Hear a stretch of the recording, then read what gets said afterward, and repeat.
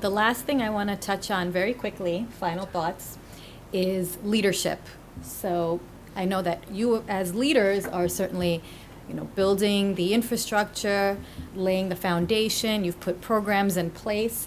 How are you cultivating leaders to take over the next generation? Quickly, Robert, last thoughts. Yes, I would say the single biggest thing we're doing is allowing these online social collaborative learning programs to identify talent that we otherwise wouldn't see. That's the first. Mm-hmm. The second is we're starting with the assumption that there are, at lower levels, people who have the ability to lead, and we're allowing them to get their voice out sooner than we would in a few, like 10 years ago. Mm-hmm. And third, we are trying to get an equality of voice in the room when we're developing our leaders. Now, what do I mean by that? I'll use a model from the Center for Creative Leadership. I worked there for about 15 years along the way. They have a model called direction, alignment, and commitment. It basically says, if you don't know where you're going, you end up somewhere else. You have to have shared direction. A leader needs to do that. A leader needs to be able to help people understand what their roles are in relation to that direction. And a leader needs to be able to engage and bring them commitment. That's one model we use.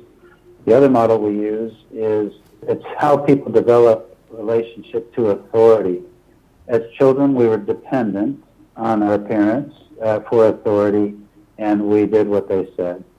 And when we left home, we became independent, and that's where we take responsibility for our own actions. We authorize ourselves. The question is whether, as a world community, we're going to get to interdependent authority, in which, sure, I take responsibility for my actions, but I also take responsibility for the consequence of those actions on others and the community at large.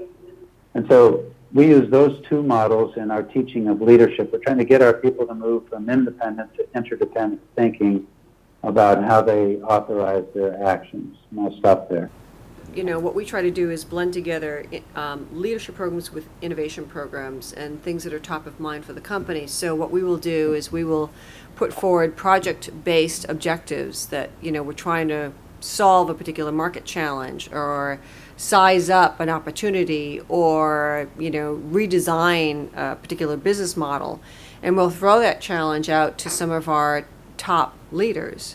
And we'll ask them to work together over a period of 6 months to actually come together with a proposal, and we champion that up with our innovation council that then takes those top ideas that get voted through and actually gets them implemented. And what that does is it rewards leadership, right? There's things about leadership that you need to do if you're going to actually establish that. One is to show them what it looks like, what you're hoping and expecting out of them. Two, you're putting them in real environments, in a learning environment that they feel is their work. It's not just, they're not going there to learn per se, but they're going there to work and to work differently with different people around the company they've never worked with before, and working on these really important projects that the company thinks is, worth focusing on. And then third, being able to bring that to fruition and give them new opportunities as a result of that. Sometimes we'll stand up a new business unit, sometimes we'll stand up a new initiative, a new program, and some of those people get to go then lead it. So for us, leadership is about developing growing talent, showing them how to innovate, showing them how to collectively work across the organization, and then rewarding that success in public by actually creating new organizations, new job roles, new opportunities for those leaders that rise to the occasion.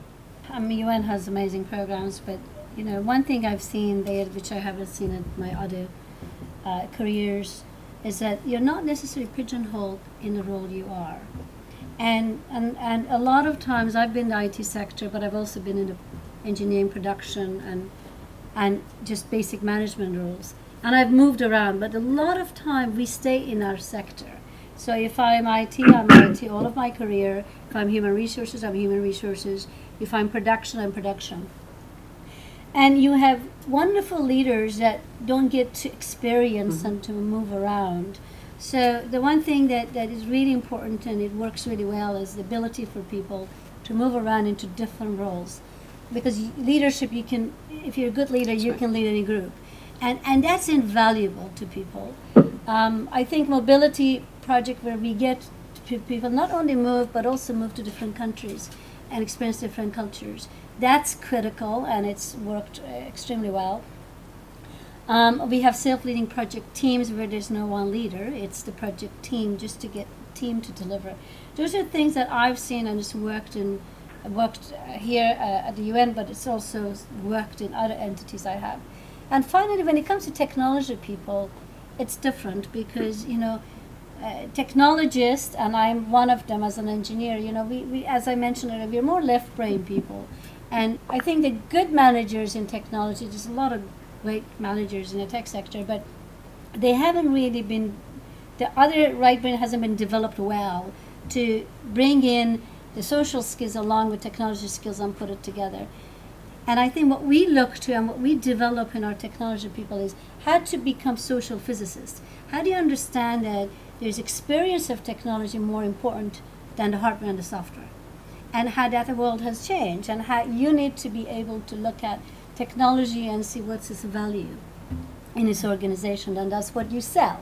Not here, let me kind of give you some technology mumbo jumbo. That is what we look. We look for the passion, and we look for that technical skill and that organizational skill, and try to blend them and try to develop that aspect of the leadership.